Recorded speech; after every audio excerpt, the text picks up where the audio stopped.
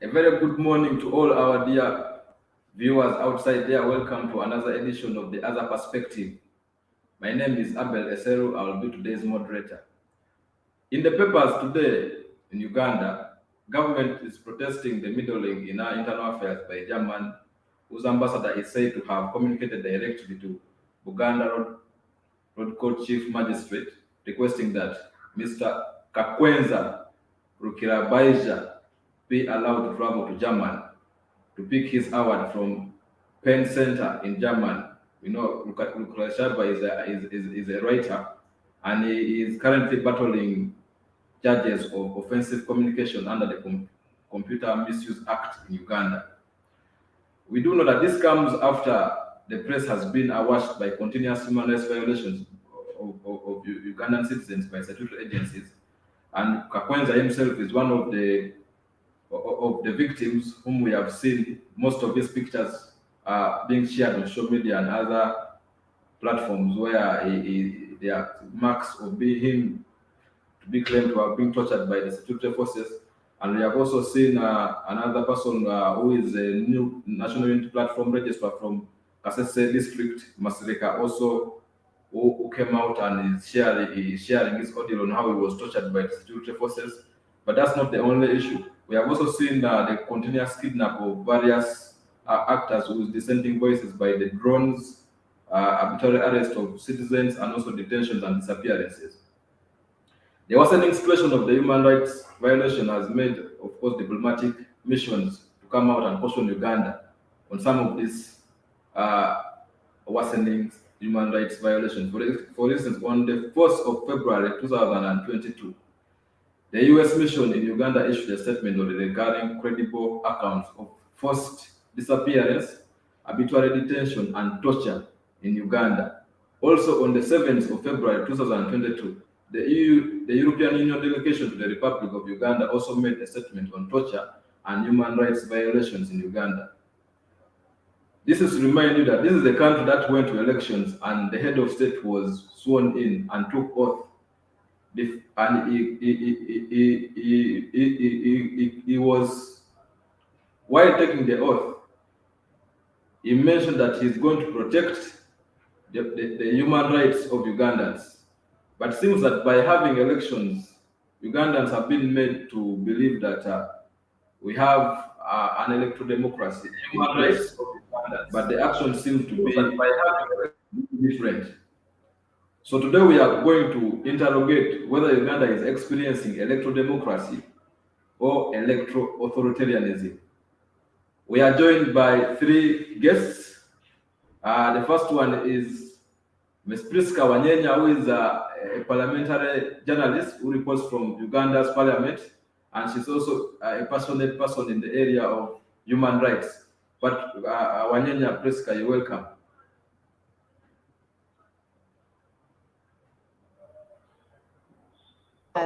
I'm glad to be here again.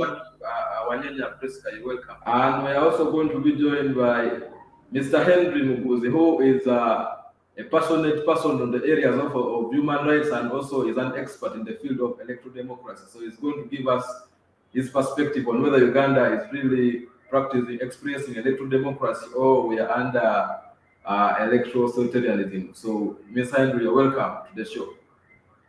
Thank you, Abel. It's an honor for me to be here always.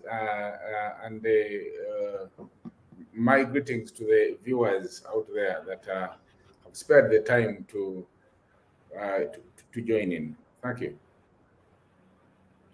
Thank you, Henry. And lastly, we shall have a youth activist in politics, Mr. Gerald Koraneza. You're welcome to the show.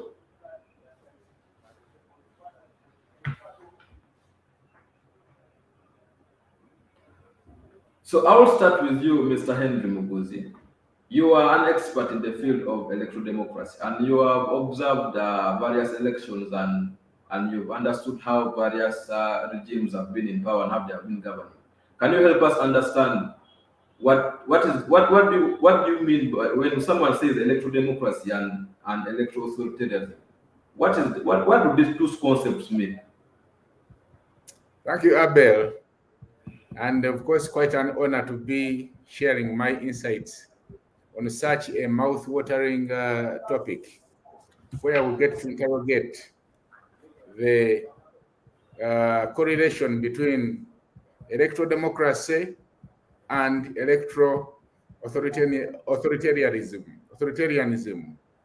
Now, you would recall that last year in January, around about this time, we went to the polls. Ugandans went to the polls, and we elected leaders to occupy political office for the next 5 years. And when we elected these leaders, we got to as a republic, we got to delegate our authority through the power of the ballot to them to lead us and lead us well. So to that extent, you would imagine that what we saw was electoral democracy. And of course, when you interrogate the concept of electoral democracy further, it presupposes that there should be active deliberation between the citizens, but also between the citizens and their elected leaders. Because when I give you my vote, I have actually delegated my authority. Remember, Article 1 of the Constitution of the Republic of Uganda states that all power belongs to the people, and who shall delegate it? So we delegated it. And the other thing we need to notice with electoral democracy is that it also presupposes that there is active citizen engagement, as I said, but that citizens are able to enjoy the right to speak, the right to be heard, the right to express themselves, even when the views they are expressing are in dissent. Because citizens cannot just sit and do nothing when the things that are being done are not in their interest and are not in their favor. So under democracy, you do expect that to happen, that people would come out and speak and do so freely, express themselves, assemble, and these are the foundational tenets of democracy. But what we are seeing today is to the contrary. It does seem, therefore, that the election we went to in 2021 was rather procedural than substantive. What I'm saying is that we did the election for the sake of having the election. In what they call authoritarian democracies or electoral authoritarianism, you get to see that the people are allowed to exercise their constitutional duty of going to vote, like we did. So, and the opposition political parties are also allowed to participate in the elections, okay? And they're also allowed to challenge executive power, okay? So, but that is all that happens, because when they go to challenge executive power, there are limits beyond which they cannot go. Under electoral authoritarianism, the incumbent government or the incumbent leader or leaders would always try to use state institutions to propagate violence in a way and a manner that undermines free and fair elections. They perpetuate violence in a way and a manner that tilts the election in their favor. Okay?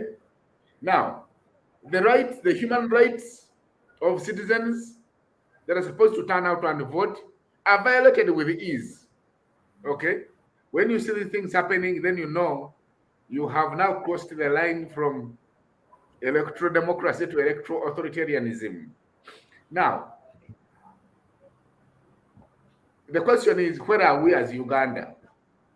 If you look at what is happening, if you reflect on the nature of the campaign process we went through, which, as we said, was characterized by excessive securitization and militarization, presidential candidates being denied, access to their campaign venues, even when the Electoral Commission had okayed their campaign programs.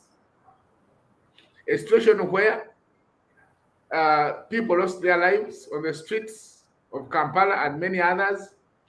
If you look at what has happened after the newly elected government was sworn in, the disappearances you talked about in the intro, the detention without trial, as we are seeing it happening with the two honorables that come from the opposition National Unity Platform Party, the kidnaps of citizens, the torture we have just seen a couple of days ago, the concerning images of the back of a one Kakwenza Rukirabashaija, whose back has been battered, tattered, and tattooed using canes and whichever substances they used. This level of torture is one of the necessary concomitants of what we call electoral authoritarianism. When you look at how the leaders of the people are being treated, and in this particular case, I'm referring to the councillors of KCCA who were kind of expressing their dissent, and they ended up at Kitalia. If you look at how the people that have opposing views are being treated, you cannot help but ask yourself, are we experiencing electoral democracy, or are we experiencing electoral authoritarianism? And the question is simple. It does seem, therefore, and if you hear the talk on the streets of major towns, but also the undertones from the rural areas, there does seem to be a convergence of thinking that actually the country is experiencing what you can call electoral authoritarianism. Back to you, Abel. Thank you so much, Henry. Gerald, you have just had Henry share his insights, and he points out to an aspect of competitive electoral authoritarianism where citizens are allowed to go and vote. Political parties can also participate in elections, but there are limitations on certain things that they do. So you, as a student who studied political science, I want you to help us understand and give us that background. Where did this aspect of or concept of electoral, when did the concept of electoral authoritarianism start? Thank you so much, Abel, for that very great question. Electoral authoritarianism is traced back in the post-independence, when African states started, organizing themselves, through elections. So these leaders have now gotten or have seen elections as an opportunity of entrenching themselves. So we see electoral authoritarianism coming up in 1960s after African states are getting, independence. And there are these leaders who have been emerging, and they organize shamble elections where transparency, the free and fairness, where the states themselves actually they are the proponents of violence against or opposition parties. They do not respect the will of the people. So electoral authoritarianism or competitive authoritarianism regimes have been there since 1996. 1960. You saw what Museveni, did in 1980 after elections He claimed that they were rigged. He went to the bush. Of course, it is very hard since then for a president to leave power through elections.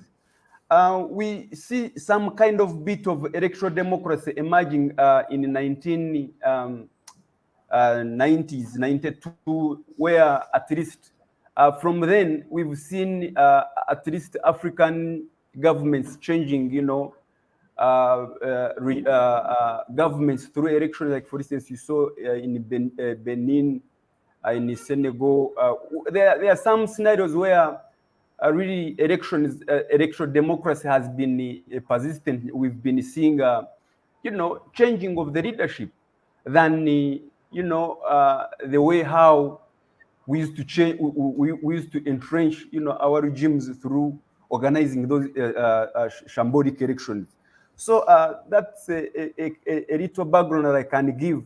But I want to make it categorically clear that in electoral authoritarianism, this is where we find benevolent dictators organizing periodic elections.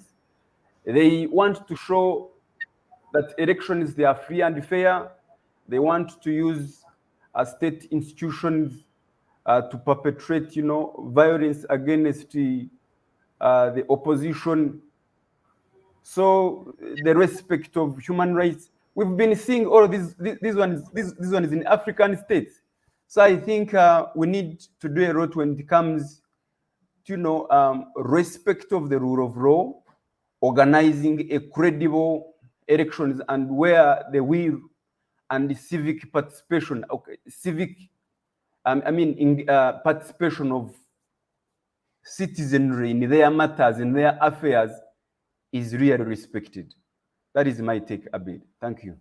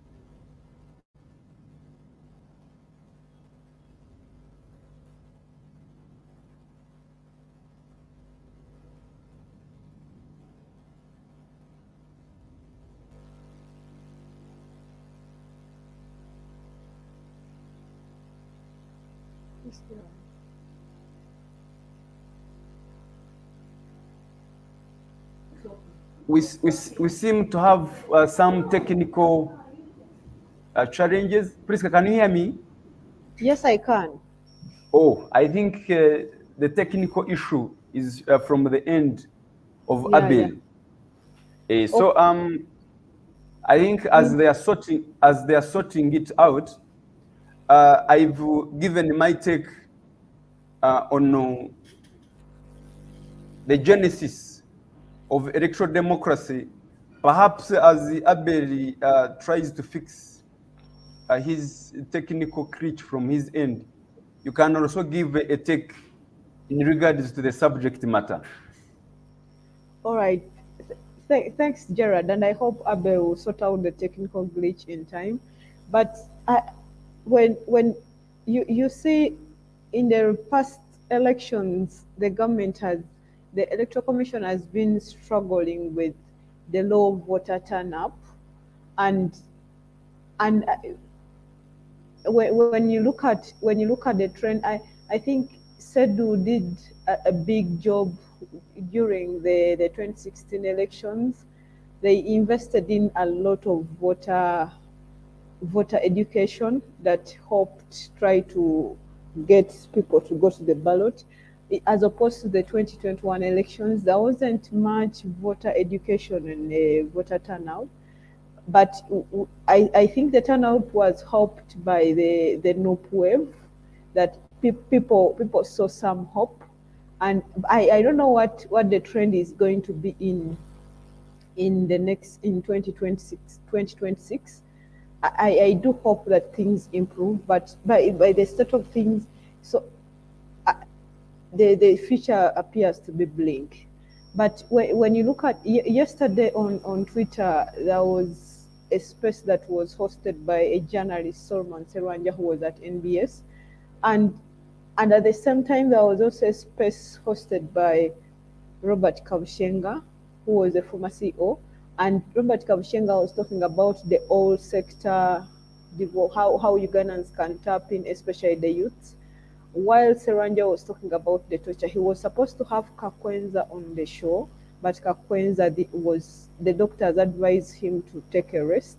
But when you look at the numbers of people who were tuned in Seranja's space vis-a-vis the business perspective, it would really give you a glimpse of what was taking place, because at the time somebody took a screenshot, Kabushenga space had about 300 people, the other space had over 2,000 people. That was at the start. So the numbers on the other space that was discussing torture had shot up, and so that gave you a glimpse of what is taking place in society, because someone even commented, was like, now everyone wants to know how to survive, because when people compared the torture that Kakwenza went through, his narration, the reaction of most people were like, I don't know if I would have made it alive out of that place. And so right now, at the moment, everyone is they are actually seeking for tips from Kakwenza on how they can survive when you're into the torture chambers. But when you listen into the clip of Kakwenza, he says that when he was picked from his home, he was picked with 20 soldiers, but he was picked as Kakwenza alone. But after reaching the torture chambers, he kept on saying, we. And I think the journalists made an oversight not to ask him who are the we's, because you are picked home alone as Kakwenza, but you reach there and you start saying we. That means he found other people there, and probably he left them there. But probably you can excuse the journalist for not asking who are the we, because he might have been overwhelmed by the narration of Kakwenza.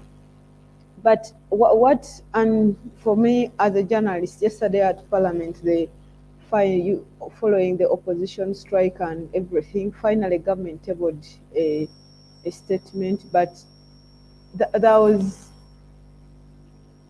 as I'm using the language of a journalist, it was unquotable. There was no quote that you would pick, because it was presented by the minister, the acting minister of finance of constitutional affairs, and that was because they were simply talking about the basic things. Torture is not a language of government, the position of government and everything. Then he said at the end that the state has finished investigations into the Segerinya's case, and they are ready to start the prosecution. Basically, that was nothing new. But during the LOP made a press conference, held a press conference before the plenary, and he said for them, they have finished speaking what they wanted. Let the government go and do their bit if they want to arrest themselves, because they know the people who are committing these crimes. And when the statement came to Parliament, there is something that took me by surprise, because one MP, I've forgotten the name, I'm sorry about that, he said that he asked the Deputy Speaker to use her powers to order for the closure of of these detention facilities. And you know what the deputy speaker said? She said, I wish I had the powers to do that. That she doesn't have the powers to do that. So we are living in a trend whereby all the two other arms of government that would have saved us during this moment have been captured. Because look at the way the judiciary handled the Kakwenza court appearance. He was sneaked in even without his lawyers knowing. And up to now, the judiciary has not come out to say anything about the torture claims. All they are asking for is evidence. But even when the photos are making rounds, they are claiming they have not even given him the passport to go and seek for treatment. So it's like literally we are on our own. And you see, the media is looked at as the fourth estate. But me as a journalist, yesterday when the LOP say they were planning to censure the minister, I talked to my editor, and do you know what the editor told me? That story of Muguzi being censured is security. Go slow on it. So that was the end of me and what? Because if someone has told you go slow on a story, they are the ones going to provide you with the space. What do you do? So they are already telling me. So even right now, all the arms, like the parliament has been captured, as well as the judiciary, and so we are basically on our own. But what I want to tell people is that we cannot keep quiet, because right now we are all living our lives on tenterhooks. When we leave our homes, we do not know whether we are going to make it back, or even when we are leaving, we don't know whether we are going to reach our destinations. It's why we have to keep on talking about this, because torture doesn't know our political alignings, our colors, or our religions. It will all get back to us. Whether you're political or apolitical, it will really get back to us. So since we seem to be on our own, social media is now our own way. So we have to keep on talking about these torture things. And when the other side links fake WhatsApp messages of Kakwenza hiring doctors to tattoo his body, we have to point out those mistakes, and we say WhatsApp messages, when it's an unregistered number, it starts with a code. We have to point out those things so that they know that even if they are trying to fight back with fake messages, they have to do it in a smart way. But we don't have to go down without a fight when it comes to torture. Thank you so much, Prisca. Andrew, you've just had Prisca share some of our insights, and most of our things speak to a regime which is under electoral authoritarianism. So I want you, as an expert in the field of electoral democracy, to try and explain to us why are we having a shift from electoral democracy to electoral authoritarianism in most of the regimes in Africa, Uganda inclusive. Thank you, Abel. Of course, Prisca, thank you very much for always hitting the nail on its head. And of course, also reminding us that we are a country under captivity. State institutions have been captured and subjected under the control of one man. The media is in captivity. The private sector is in captivity. Religious leaders have been co-opted. Cultural leaders co-opted. Pretty much the whole nation is in captivity. Civil society is in disarray. The citizens are in fear. Pretty much the whole country is in captivity. Now, you spoke about the minister who comes on the floor of parliament and says, torture is not a language of government. This is not us. We shall investigate. How can the hunter hunt himself? Of course, I just remembered the words of Machiavelli. We always refer to Machiavelli when we are interrogating subjects like these ones. And Machiavelli, and I'm going to quote this almost ipsis verbis, and it is Italian. In The Prince, is when Machiavelli says, "Non judicata a yoke, judicata Alemani." What it means is that do not judge them by their looks and the beauty of their eyes and their faces. Judge them by their actions. Judge them by their hands. And by their hands, it refers to the actions they're doing. If you look at what is happening today, the arrest and detention without trial, the torture, mental and physical, the explanation we had from the president when he was trying to explain what is the meaning of the name Muguzi, and all those things, innuendos, allegations, statements, and other explanations that follow in that nature, you get to see that citizens are facing a situation where they're regretting what they just have in place. Was this government just elected, or did it burst onto power through armed insurrection? And therefore, these are scenes that are quite worrying.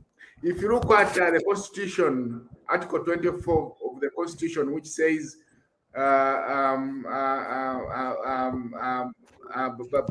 which talks about the freedoms and torture, but also if you look at Section 3, subsection 1 of the Prohibition and Prevention of Torture Act of 2012, which states that no person shall be subjected to any form of torture or any form of cruel or inhuman or degrading treatment or punishment. And then you look at the people who have just elected, using the power we have delegated to them, or have we even delegated to them, or they grabbed it.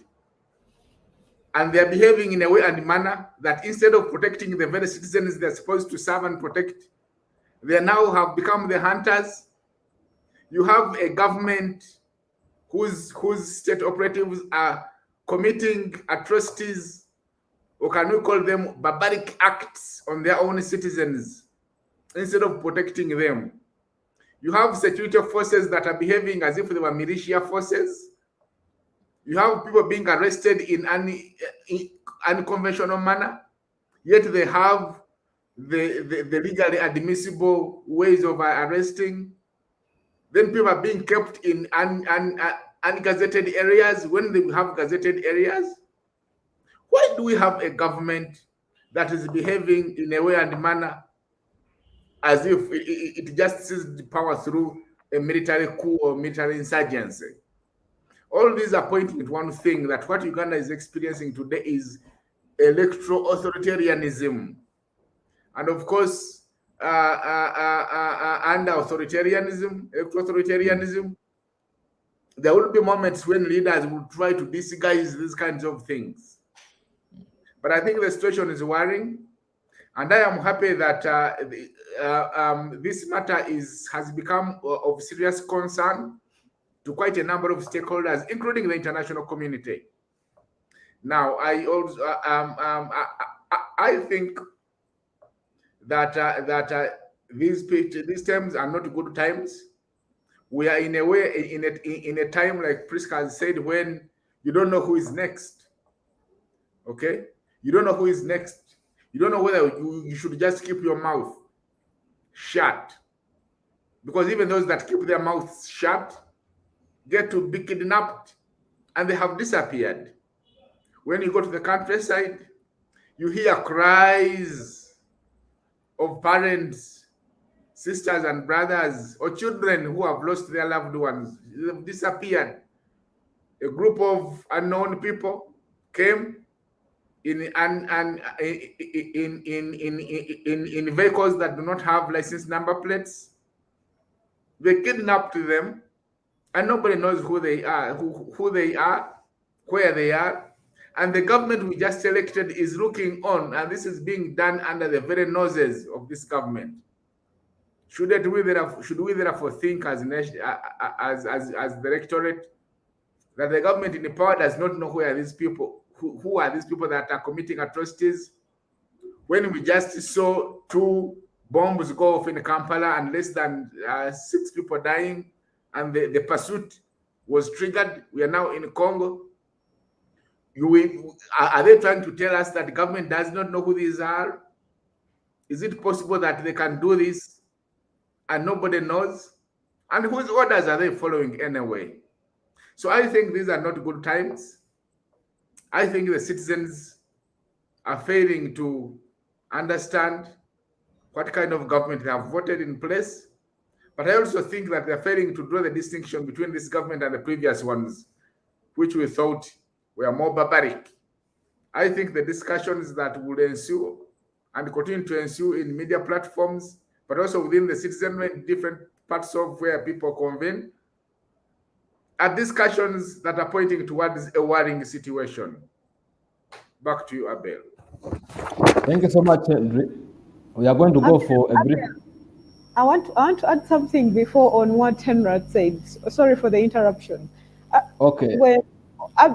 When Henry talked about the worrying situation, and he said that we do not know whether we should shut up or not, I think it's, to my only perspective, I could be wrong or not, I think it is better for you to always speak out, because when you do speak out, society knows that you do exist, and that is how they can come in to fight for you. And Henry pointed out the fact that we do not know whether you keep quiet or you talk, the chances of you being kidnapped also, we are almost on the same stakes.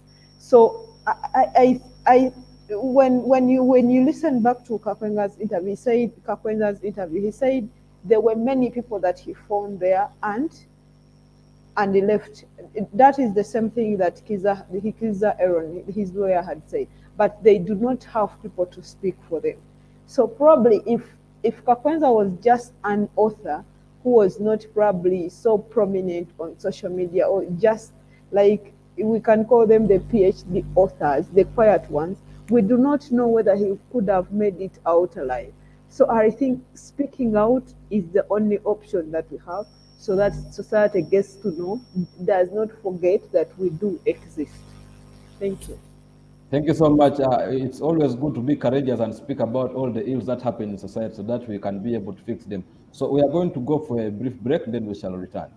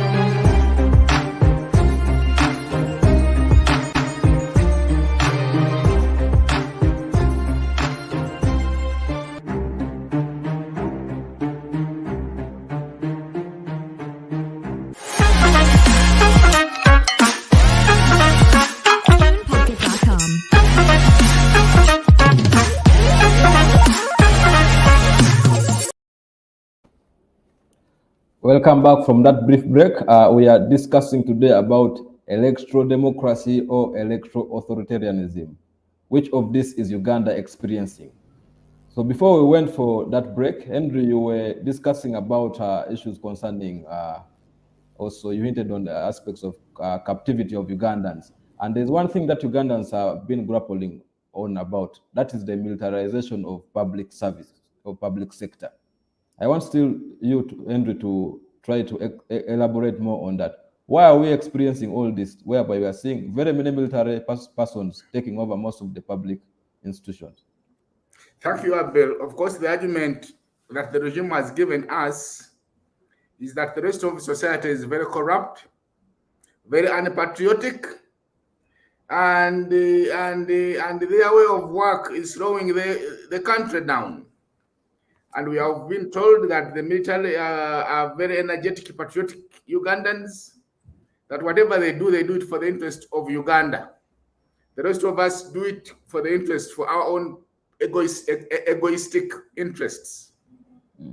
Which is why you are seeing the military managing government programs such as Operation Wealth Creation, military officers managing NADS. The military has been appointed to manage the police force. The military is in parliament. Generals are ministers. It's almost, I mean, the presence of the military is almost everywhere. But let me give you an example of a case where we did not get it right when we went to the military. You remember the floods, the landslides in Bududa. Of course, when the landslides happened, the Ministry of Disaster, Office of the Prime Minister, Department of Disaster Preparedness rushed to the scene. They picked their hose, and they also picked their spades, and they went to do work. But the military was called upon immediately. When the military got there, the soldiers said, "Look, you cannot use spades and hose. What are you doing? Bring the cranes. Why don't we have a crane here or an earth mover?" They said the only crane that is available is with Rocco Construction Company. But that crane, Rocco needs a local service purchase order. They need a contract. They need these procurement processes. The military said, "You are joking." So they rushed and picked the crane from Rocco. They took it to the scene. They assembled it, but they couldn't use it because they forgot to pick the expert that operates the crane from Rocco. And Rocco said, "You are taking it at your own peril. We can only let our operator go if we have the paperwork, including a contract, which would take time." So in the end, the crane could not be used. The soldiers who had laughed at the officers from Office of the Prime Minister that were using spades and hose also resorted to using spades and hose. As we speak today, Rocco is in court and is charging government billions of money for a crane that was taken without its consent, and a crane that, even as we speak, is still on the site. I'm trying to explain how military men sometimes just mess up things instead of correcting them. Recently, we had NADS. I think NADS was kind of narrowed down. Operation Wealth Creation, you had what's happened to it. And I'm not sure police is one of the most well-run institutions. The point I'm saying is that militarization of public service delivery, militarization of civil service may not necessarily be done in the interests of improving the services delivered to the people, but it serves another interest. And most likely, the interest could either be traced, the roots of that interest could either be traced in the concept of regime survival or entrenching electoral authoritarianism. And therefore, I want to argue that the militarization of affairs and public service delivery in this country has not proved evidence that it can change things. We know that right now in UNRWA, in the construction industry, they are saying that all the construction contracts should go to the military. But what is the capacity of that military? And are those who, what type of population did the military men come from? What kind of society? Did they come from the same society where the other corrupt officials are coming from? And haven't we seen military men engaging in self-enrichment? And therefore, the argument that they are more patriotic and therefore there will be less corruption may also collapse to the ground. The point I'm making is that the most important thing is to re-empower our institutions. It's important to remove the hand that has captured these institutions, allow them to work, and let the law take its course. Let there be rule of law. Let the people that have violated the provisions, whether they have violated the Anti-Corruption Act, whether they have violated the Leadership Code Act, whether they have violated other acts, other penal code provisions, let them face the law. But let us not militarize, because when you militarize, then you demotivate, because then the introduction of the military serves to dismantle and distort the well-established hierarchies that used to serve as instruments of motivation for the civil service. Back to you, Abel. Thank you, Henry. Gerald, I want to bring you now on. You just heard from Prisca, who also reports from Parliament, saying that in response to the worsening human rights records in Uganda currently, some section of members, especially those ones from opposition, are planning to censure a motion against Security Minister Honorable Major General Jim Muguzi. And prior to that, we saw that these very members staged a walk out of Parliament. What is your take on this? Some of these actions which are being taken by the members of Parliament? Thank you, Abel. You know, we need leaders who are responsive and accountable. When you head a department or a ministry, we expect you to report to the members of the public on matters, on affairs that, you know, affects the people. This is the minister who heads the docket of the security, and there has been worsening situation. Now torture is a form of governance. People, they are saying that we are seeing disappearances, we are, you know, seeing the forms of torture, all kind of things. So we expect at least a minister to make a statement, to report to the Parliament on where the people, on where these Ugandans are. So I really agree with the decision that the opposition has taken. You know, they need to put, by actually walking out of the Parliament in a protest. That's a very good decision, you know, that the Parliament, the opposition MPs took, at least to show the solidarity with their people, with their people from their constituency.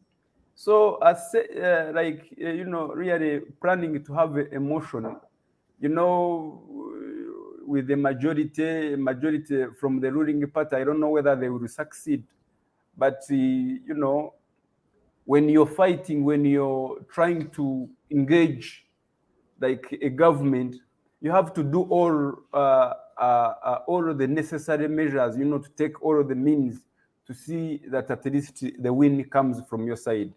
So in one way or the other, let them push to see whether they can yield the success out of it. Yeah, that's my take in regards to that. Henry, I would also like to get your thoughts on the actions being taken by the members of Parliament, especially those ones from opposition, of trying to push for a motion to censure the security minister. Yeah, thank you, Abel. Of course, I'm also curious to hear what Prisca would say. But if you look at the opposition in Parliament, how many do we have? 109. And how many? What's the total number of MPs? About 500 and 65 or something. Prisca, you correct me if I'm wrong on those figures. Now, with the numbers of opposition we have in Parliament, I think they constitute only about a fifth. So they don't have the numbers. So they suffer from the tyranny of numbers from the regime and its apologists who are independent. And therefore, you look around and ask yourself a question. In the situation we are in, what else would the MPs do? The one is in opposition. Remember, two of their colleagues are in, I think this is now, we are counting 157 days. The Honorable Prisca Wanyenya and Honorable Segirinya are incarcerated in Kitalia, and they have never been tried. All the time they come, they just hear them mentioned, and you wonder, how do you arrest before investigating? Because by arresting before investigating, you're not even sure that the person you're arresting committed the crime. But by taking so long for the case to take off, I think you are doing that. But what were the options? The first option would be to go for the people that are perpetrating torture. Do they have the power? The people who are torturing are very strong and powerful. The other option they had is to go into dialogue. But dialogue with who? The torturer? You mean the one who is torturing? In their vocabulary, they have forgotten that there is something called dialogue? Why have they chosen torture and these other acts, and acting in a way as if they were militia forces, forgetting that these are bona fide, legitimate, managers of the state, and therefore they should use the formal state institutions and the formal laws and the gazetted places. So the other option, the third option, would be to do nothing. But they have chosen none of those three because none of those would help. So by choosing to walk out, of course, walk out will be of no consequence, but at least they're being seen to be doing something and they're getting on the record. Because I think as of now, the best inoculation is going to be to expose the nakedness of the regime and these acts as much as you can, and try to draw attention. Because if they did nothing, and of course out of the options I've mentioned, the only one that is in their power is to walk out. Because if you stand on the floor of Parliament and request for a minister to produce a statement, some of these ministers may not even know what is happening. They don't even know where the orders to torture are coming from. It is too big ahead of them. Maybe Honorable Major General Muguzi doesn't even know who is torturing. He doesn't even know where the orders are coming from. Maybe the people who are torturing, or the ones that are commanding the torturers, have much more power than the minister himself. But nonetheless, go for him and get to be on record, because you see, at this point, we don't know what you can do to achieve what. Back to you, Abel. Okay, but Prisca, you've just heard Gerald and Henry shared their insights about the moves being taken by the opposition members of Parliament. And for you, you report directly from Parliament. What do you take of the move being that the members of Parliament are trying to do? Do you think it's a right move, or they are just trying to do something they won't achieve in a long run? What are your thoughts about their actions? Of course, the move was taken by the censure of the minister. You could really see it was a desperate move, like it was the last resort.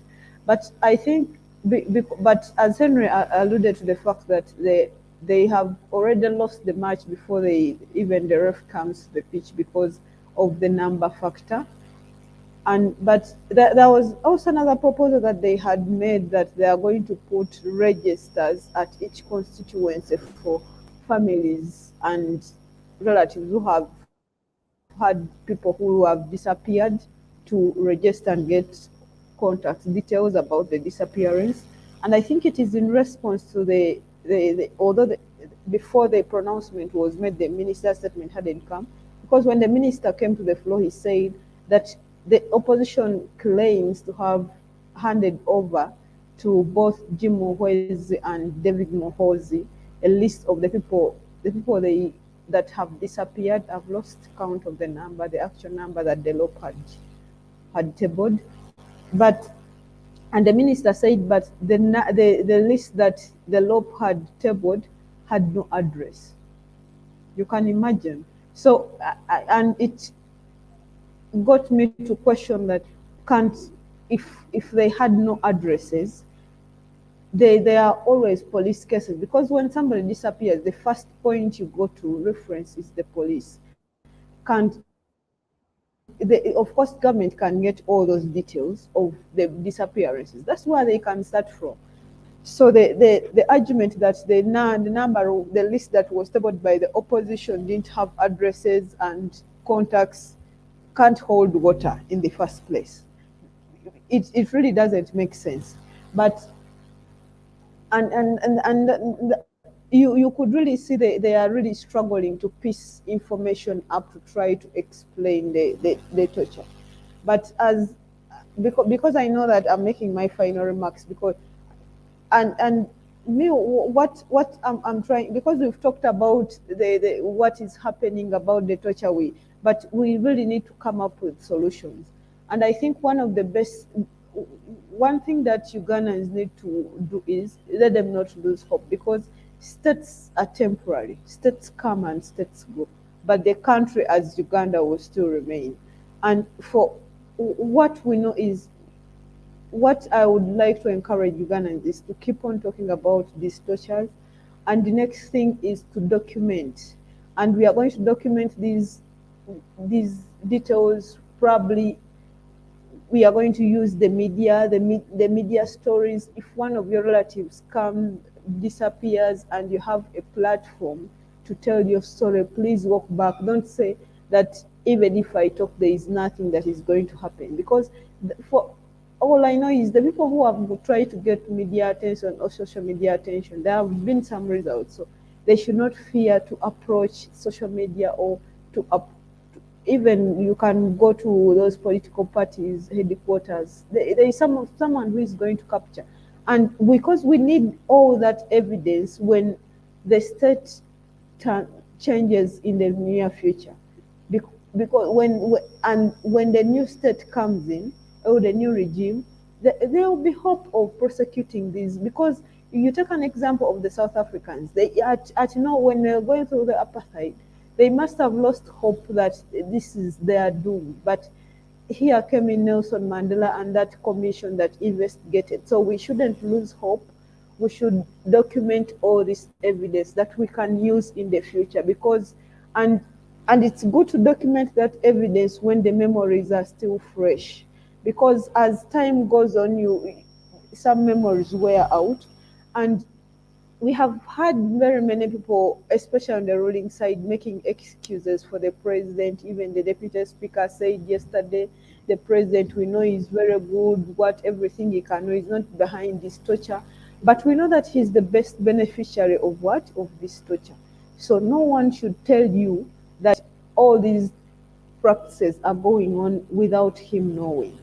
So that is why when you look back at history, when the atrocities were being committed by the armies commanded by both Amin and Obote, we kept on saying that it was Obote who was doing the torture, it was Amin. So we should keep the same narrative. No one should tell us that it is the army, not the president, because he is the commander-in-chief of the forces. So if we kept the narrative that it was Amin and Obote, we should keep the same narrative that it is Museveni, not to say he's Ameho or he's everything.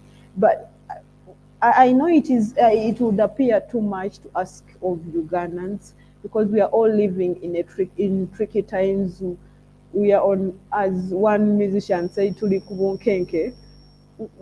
We should, I think hope is the only thing we have left.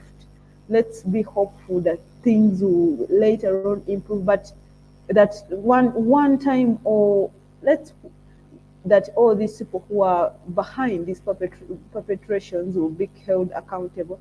Because if you keep quiet about the situation, you're just emboldening the perpetrators to continue. I know the Kakwenza thing, it was meant to send us threatening messages that if you try to oppose the government, this is what is going to happen to you. I think they have partly achieved that because all of us currently are kind of scared. Most of us are scared, but we shouldn't give into our fears, and we should now we have all the hope that we have the social media, and we should hold on to that and to our hope that things are going to change in the near future. Thank you so much, Prisca. Henry and Gerald, as you are giving your parting shots, I want you also to hint on the statements that are coming out from the international community on the concerns about the violations of the human rights of Ugandans, as you give your parting shots. I will start with you, Henry. Thank you, Abel. My parting shot is that Uganda has a historical record of presidents for life and one-party regimes. To those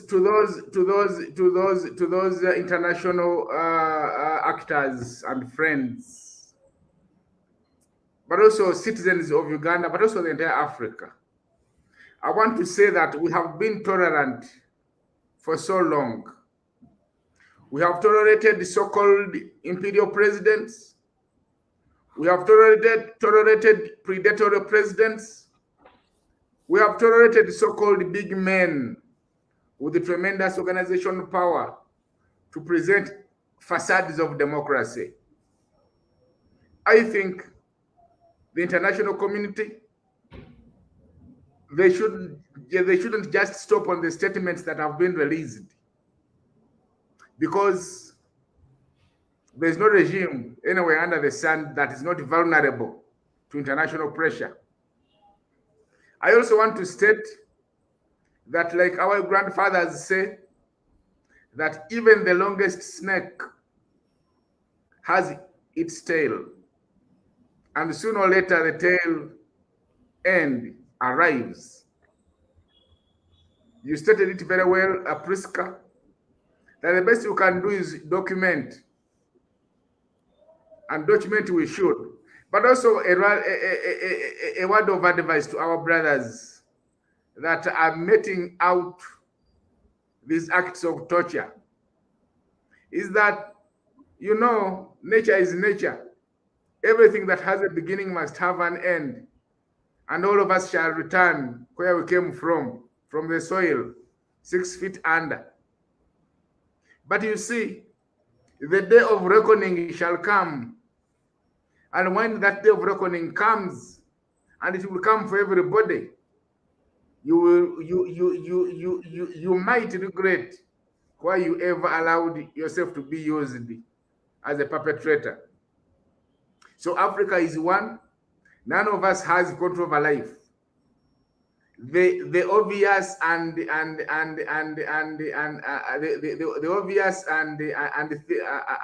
obvious thing that must happen to everybody, which is a must, is death.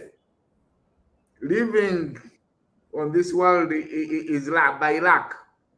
Some of our friends, relatives died before the age of 5. Others died at 40. So every day you live on this world is by luck. So every dog will have its day. But that day of reckoning, will come. So let us take heart. Brothers, let us disease it from allowing to be used to met out these acts of torture, because you don't know when the day of reckoning will come. Back to you, Abel. Thank you so much, Henry. Gerald, your parting shot?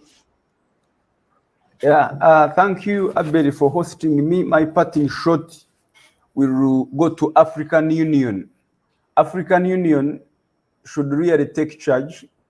You know, we don't need international community like the way how these presidents who hide in, Pan-Africanism, they say that international community is coming to meddle, in our affairs. So at least the African Union should take bold decisions and actions, in our affairs, because as we can see all over Africa, electoral authoritarian is part and parcel. I mean, torture is part and parcel in as a form of governance in our affairs. So, you know, the African Charter on Democracy, I think, if I can recall it very well, it provides for two term limits for these presidents, but we've seen presidents, they have extended their terms of office, but the African Union has just kept quiet. There is nothing, you know, we've had no statements. You know, we've had so many African Union observers observing elections, and they've, you know, put these very political statements of declaring elections to be free and fair. So they need to take positions. They don't need really to see blood shed and, you know, that kind of form of, you know, violence and whatnot.